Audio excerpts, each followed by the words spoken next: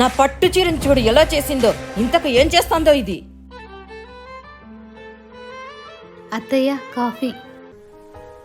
చెప్తా నాకు దీనికి.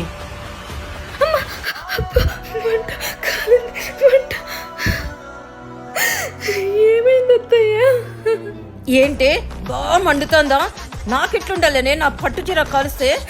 అది నేను కాల్చలేదు అత్తయ్య, ప్రీతి ఐరన్ చేస్తుంటే కాలింది.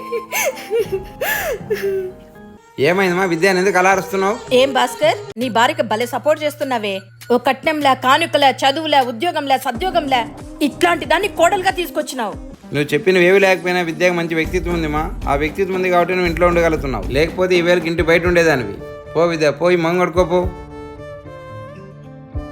మా నువ్వు చెప్పి నువ్వు ఉన్నా లేకపోయినా మంచి మనసు ఉంటే చాలు మా, ప్రతి కుటుంబం సంతోషంగా ఉంటుంది. భలే చెప్పినావులే. మంచి మనసుతో ఏం చేసుకుంటాం?